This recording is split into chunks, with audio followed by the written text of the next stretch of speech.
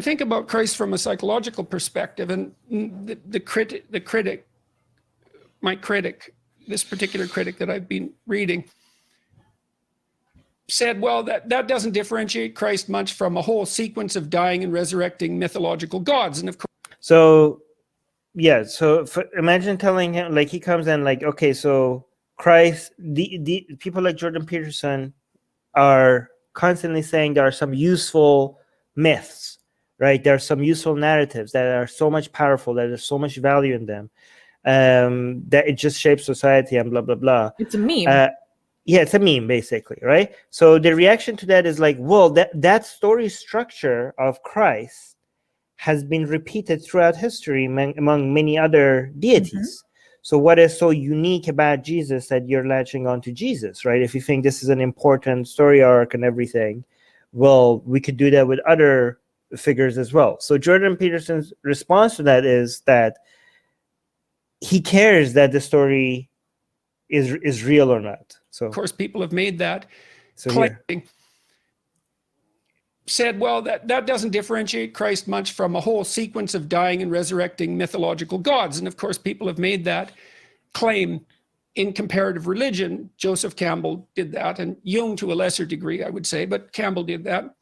But the difference, and C.S. Lewis pointed this out as well, the difference between those mythological gods and Christ was that there's a representation of, there's a historical representation of his existence as well. Now, so this is Jordan Peterson admitting that these stories, just being stories, is not enough for him.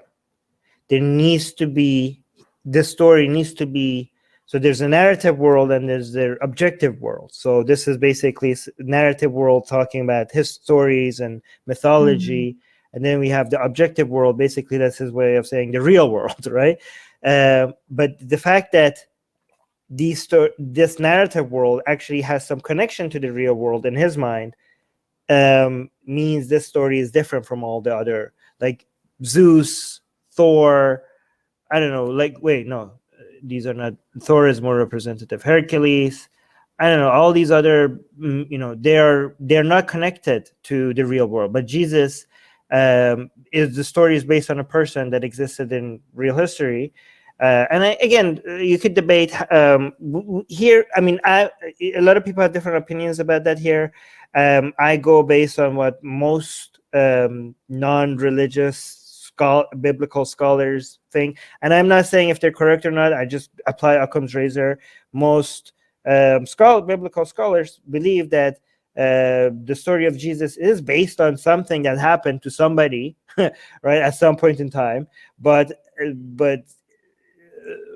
how much that's basically all we know about that, like nothing else, like we don't know what he said, we don't know what he we don't know much about what he taught, we don't know much about his philosophy. We might know a little bit, we can guess a little bit here and there, but the Christian perspective of Jesus, especially today, is not at all representative of I mean, there's no way to show that that's representative of that person. Okay. Hey guys, if you're a fan of blasphemy and sexy Kali, like me, then that means that you probably want more blasphemous art. Well, I have good news for you. If you subscribe to our newsletter, link in the description below, then you get a free booklet of some of the tastiest blasphemous art available today. So if you want some of this delicious blasphemy, and we're so generous that we update it for you guys weekly for free, all you have to do is sign up for our newsletter below. You can also go to blasphemousart.com/ebook. That's blasphemousart.com/ebook. Sign up with your email, and you get free gifts of this tasty blasphemy. What could be better? So make sure you sign up. Link below. But most scholars, and also there are some disagreements, but most biblical, non-religious, secular scholars do believe that there was a person that this happened to. Okay, so the fact that there's some historicity to it is, we could accept that, right? I mean, we could say that's with high probability. But what about, but not the resurrection, not the raising from the dead, not from any of the miracles, like not turning water into wine, none of that. We don't accept any of that, obviously. But let's continue. Now you can debate whether or not that's genuine. You can debate about whether or not he actually lived and whether there's credible objective evidence for that, but it doesn't matter in some sense because this, well, it does, but there's a sense in which it doesn't matter because there's still a historical story. And so what you have in the figure of Christ is an actual person who actually lived plus a myth. And in some sense, Christ is the union of those two things. The problem is so see, he wants the myth world and the objective world. The myth world is not enough. So this whole idea of useful stories, what did he call it? What did he call Jordan Peterson? He had a name for it. It was his version. Something synthesis. No, wait. Useful. He had a specific stories. Jordan Peterson.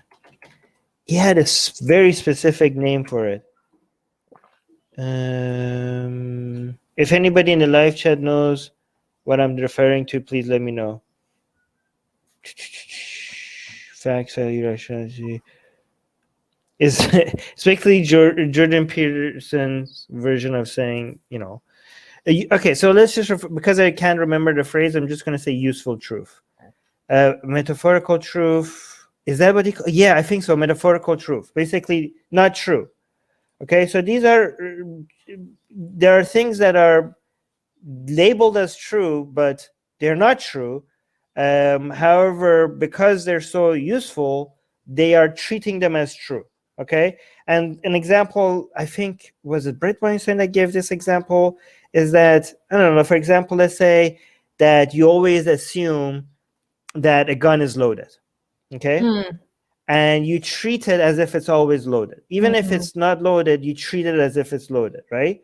So believing that this gun is loaded is really helpful for security and safety, even if it's at times it's not loaded. This is like a useful myth, a useful untrue that is so useful that you could treat it as true, okay?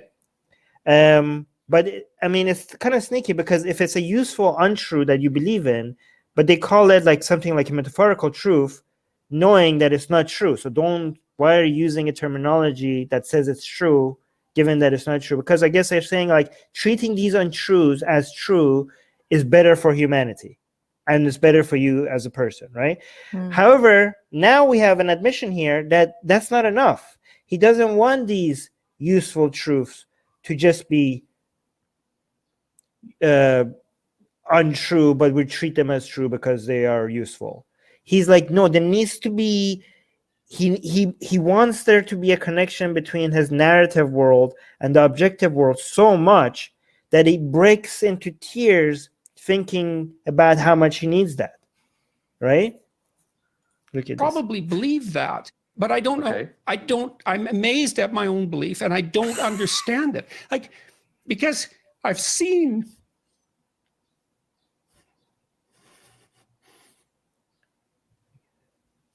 sometimes the objective world and the narrative world touch.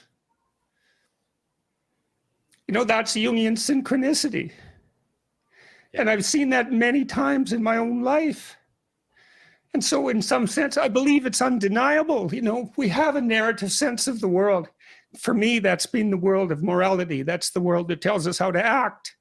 It's real. Like, we treat it like it's real. It's not the objective world, but the narrative and the objective world touch. And the ultimate example of that in principle is supposed to be Christ. But I don't know what to, that seems to me oddly plausible. Yeah. But I still don't know what to make of it. It's partly because it's too terrifying a reality to fully believe. I don't even know what would happen to you if you fully believed it. If you believed in the story of Christ, or if you believed that history and let's say the narrative meet, let's both, say. I think you because when you believe that, you buy both those stories. You believe that Yeah. the narrative and the objective can actually touch. So an interesting thing is that he's saying he doesn't know. Oh, let me fix this. He doesn't know what it would be like if you truly believe that. Okay, because that might be confusing to a lot of people, because they're like, well, there's a lot of people who truly believe that. What do you mean you don't know what will happen if you truly believe that?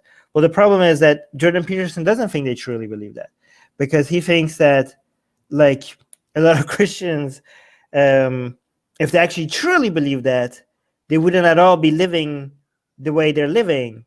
Like, he thinks the significance of truly believing that is so much that there's no way that a lot of the people who say they're Christian are actually believing that story. They don't even know the significance of believing that story, right? So that's part of his philosophy. He's like, Does he think that they would be living their lives differently if they truly believed it according to his standards?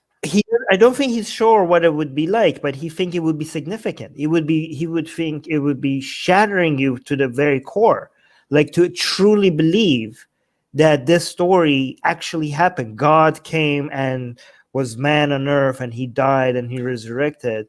Well, that's his philosophy. He thinks like you can't. I mean, I kind of get. I mean, I had the same sense when I was like a Muslim, and I looked at Muslims around me.